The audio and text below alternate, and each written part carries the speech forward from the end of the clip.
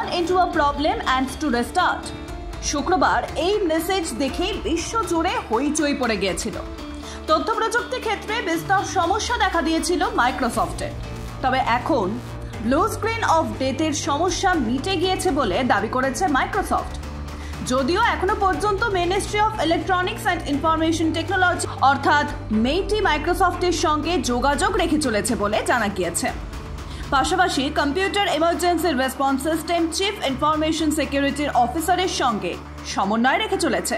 শুক্রবার সকাল 11টায় হঠাৎই নীল হয়ে যায় কম্পিউটারের স্ক্রিন, তারপরই শাটডাউন, তারপর আবার নিজে থেকেই চালু হওয়া। গোটা বিশ্ব জুড়ে এই সমস্যার শিকার হয়েছেন ইউজার্সরা। কেন হঠাৎ এই সমস্যা, তা নিয়ে চলতে থাকে কাঁটা ছেঁড়া। অনেকেই ভেবেছিলেন হয়তো সাইবার হানা, যদিও পরে সেই তথ্য খারিজ করে দেয় মাইক্রোসফটের তরফে দাবি করা হয় ক্লাউড স্ট্রাইক আপডেটের জন্য এই সমস্যা হয়েছে, যার জেরে উইন্ডোজ রয়েছে এমন ডেস্কটপ এমন ল্যাপটপে সমস্যা দেখা দেয়। এদিকে এই সমস্যার প্রভাব পড়ে ব্যাংকিং পরিষেবা, বিমান পরিষেবা, এমনকি শেয়ার বাজারে পর্যন্ত। সব সার্ভার মুহূর্তের মধ্যে ডাউন হয়ে গিয়েছিল। হাতে লিখে যাত্রীদের বোর্ডিং পাস দেওয়া হয়।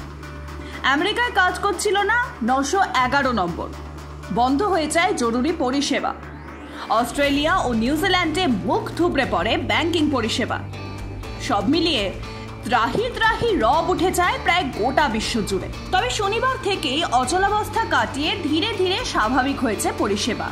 ভোর 3টে থেকে বিমানবন্দর জুড়ে এয়ারলাইন সিস্টেমগুলি স্বাভাবিকভাবে আবার কাজ করতে শুরু করেছে। Bureau report, Ritam Bangla.